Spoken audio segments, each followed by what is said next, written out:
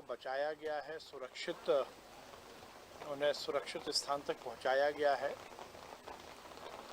वो लोग जो अभी भी गांव में फंसे हैं उनको ये सुनिश्चित किया गया है कि वो कम से कम पहली मंजिल पर मकान के पहुंच जाएं। लगातार रेस्क्यू ऑपरेशन चल रहा है। एसडीआरएफ, एनडीआरएफ और सेना भी इस कार्य में लगी है। हम पूरे मामले की सरकार स्थिति को देख रही है और जैसा मैंने बताया माननीय मुख्यमंत्री जी स्वयं इसकी मॉनिटरिंग कर रहे हैं। कोरोना के मामले लगातार बढ़ रहे हैं, ये हम सब के लिए चिंता का विषय है। हम पहले से कहते आए हैं कि कोरोना समाप्त नहीं हुआ है और हम देख रहे हैं देश के दूसरे राज्यों में बहुत तेजी से कोरोना के मामले आ रहे हैं। इसीलिए मध्य प्रदेश में और जो जो एहतियात हमें रखनी है वो हम रख रहे हैं। हमारा टेस्टिंग का आंकड़ा उतना ही है जितना पीक कोरोना के समय था। कांटेक्ट ट्रेसिंग भी हम बहुत तेजी से कर रहे हैं, तो लगभग 30 लोगों की हम कांटेक्ट ट्रेसिंग कर रहे हैं। थर्ड वेव की तैयारी भी हमने पूरी तरह से की है। एक एक अस्पताल की अपनी प्लानिंग रिपोर्ट बनी है, उस हिसाब से अस्पताल में, उस संस्था में उसकी पूरी तैयारी चल रही है। ऑक्सीजन जनरेशन और ऑक्सीजन स्टोरेज, इस पर सरकार विशेष ध्यान दे रही है और उसकी भी एक एक प्लांट की मॉनिटरिंग चल रही है। हेल्थ केयर वर्कर की ट्रेनिंग हमारी एक फेज की हो गई है। पैरेलल हेल्थ वर्कर, समानांतर हेल्थ वर्कर की टीम भी हम बना सकें, इसकी भी पूरी तैयारी कर ली गई है। गांव-गांव की क्राइसिस मैनेजमेंट कमेटी उसी ढंग से अस्तित्व में है जैसी कोरोना के पीक के समय थी। जिस प्रकार से मध्य प्रदेश सरकार ने कोरोना की दूसरी लहर का सामना समाज के सहयोग से किया था, ऐसी ही पूरी तैयारी हमारी थर्ड वेव की भी है। तो लेकिन जिस तरीके से सरकार ने रोको टोको अभियान और तमाम जागरूकता अभियान चलाए हुए थे, लेकिन जमीनी स्तर पे इसमें हम देख रहे हैं सर वो इतना प्रभावित दिख नहीं रहा है। कहाँ कमी दिख रही है? देखिए, दो बातें हैं, क्योंकि संक्रमण समाप्त की स्थिति में था, एकदम कम हो गया था, इसलिए ये एक ह्यूमन टेंडेंसी है, मानवीय व्यवहार है कि आदमी थोड़ी सी परहेज करने में कमी कर देता है। परंतु सरकार अभी भी यही कह रही है कि हम सबको सोशल डिस्टेंसिंग का पालन करना है, मास्क लगाना है। और जैसा मैंने कहा, क्राइसिस मैनेजमेंट ग्रुप पुनः इस काम में लगे, इसके निर्देश दिए गए।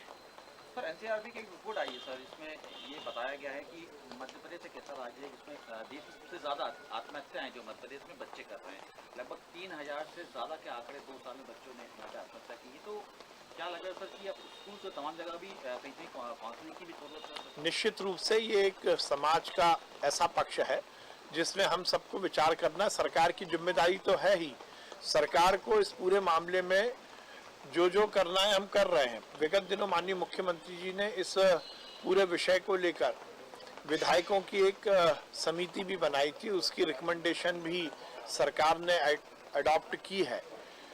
सही मायने में आज की इस कंपटीशन के युग में जिस प्रकार से बच्चों पर अपने करियर को लेकर बड़ा प्रेशर रहता है, ये हम सबको ध्यान रखना पड़ेगा कि सामाजिक स्थिति में हम सब बच्चों को इतना सुदृढ़ और मानसिक रूप से इतना सशक्त करें कि वो इस तरह की किसी भी विचार की ओर ना जाएं।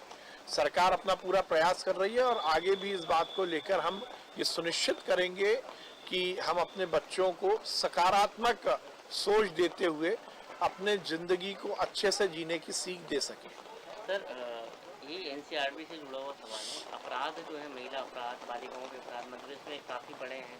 रिपोर्ट का हवाला दे रही कांग्रेस। देखिए, कांग्रेस के समय तो ऐसे अपराध ज़्यादा होते थे परंतु पुलिस में वो दर्ज नहीं होते थे। आप किसी भी संस्था के आंकड़े की बात करते हैं तो उसका बेस थानों में जो कंप्लेंट दर्ज की गई है उससे सीधे सीधे संबंधित होता है। हमारी सरकार का स्पष्ट निर्देश है, कोई भी महिला यदि थाने में आती है और वो इस तरह की शिकायत दर्ज कराना चाहती है तो तुरंत उसकी शिकायत दर्ज होती है एफआईआर, क्योंकि फर्स्ट इंफॉर्मेशन रिपोर्ट, एफआईआर का मतलब ही यह है कि कोई भी यदि व्यक्ति आता है, चाहे वो महिला हो या पुरुष हो, और वो यदि किसी तरह की कंप्लेंट दर्ज कराना चाहता है तो वो दर्ज हो। कांग्रेस के समय इस तरह का थाने में भ्रष्टाचार था कि महिलाओं की रिपोर्ट ही दर्ज नहीं होती थी, और यदि आंकड़े का आप कंपैरिजन करेंगे तो हमारी सरकार में तो इन सब अपराधों में कमी आई है।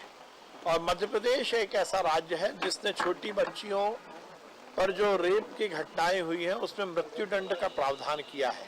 हमारी सरकार ने ही ये प्रावधान किया। हम कटिबद्ध हैं महिलाओं के सशक्तिकरण के लिए, महिलाओं के जो उत्पीड़न के खिलाफ सख्त से सख्त कानून का पालन करवाने। सर, कांग्रेस कल किसान सम्मान पद यात्रा निकाल रही है। ये अच्छा होता है कि कांग्रेस किसान के सम्मान की बात जब सोचती जब वो मध्य प्रदेश में सरकार में थी।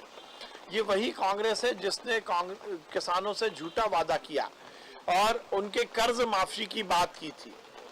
15 महीने कांग्रेस की सरकार रही। राहुल गांधी ने कहा था कि 10 दिन में हम कर्जा माफ कर देंगे। अब वो राहुल गांधी का वादा और उनके वादे की क्लिप लेकर किसान 15 महीने तक घूमते रहे। एक भी किसान का 2 लाख का कर्जा माफ नहीं हुआ। केवल जुमलेबाजी करना, केवल वर्ग विशेष को धोखे में रखना, ये कांग्रेस की आदत है। कांग्रेस किसान का यदि सम्मान करना चाहती तो वो 15 महीने की अपनी सरकार में किसानों का कर्जा माफ कर देती।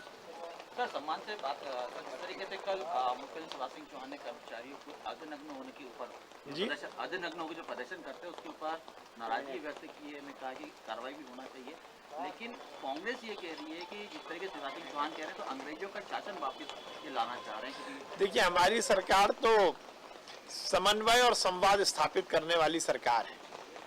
विगत दिनों भी भारतीय जनता पार्टी की मध्य प्रदेश की सरकार ने किसानों को बड़ा तोहफा दिया। हम तो हर समय किसानों के उन्नयन, उनके उत्थान में लगे हैं, कर्मचारियों के उन्नयन और उत्थान में लगे हैं, अधिकारियों के उन्नयन और उत्थान में लगे हैं। हमारी सरकार लगातार हर वर्ग के जो भी फायदे में हो वही निर्णय लेती है, और कांग्रेस ने ये बात सही है कि 15 महीने की सरकार में कुछ भी निर्णय कर्मचारियों के हित में नहीं लिए। वैक्सीन का डोज लगाने के लिए अभियान चलाया जा रहा है। निश्चित रूप से ये बहुत जरूरी है कि हम दोनों डोजेस का वैक्सीन का कवरेज लें, और उसके लिए पहला डोज तो हमारे यहाँ मध्य प्रदेश में बहुत सुचारू रूप से निष्पादित हुआ है। सेकेंड डोज का क्योंकि अब समय आ गया, 3 महीने का समय होता है, इसलिए विशेष अभियान कर लोगों को ये जागरूक किया जाएगा कि वो दूसरा डोज भी लगवाएं।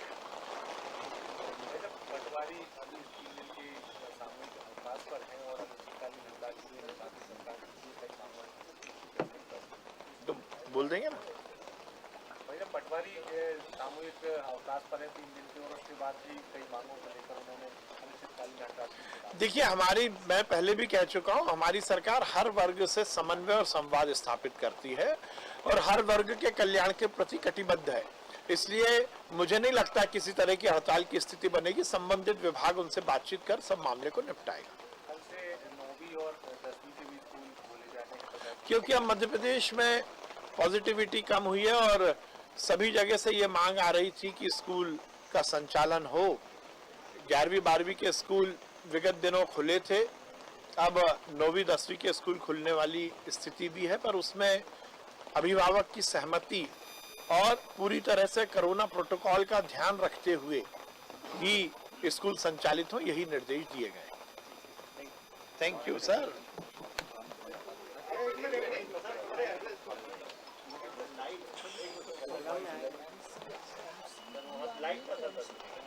चलो अच्छा, 10 बजे का सबको लाइव होता है क्या?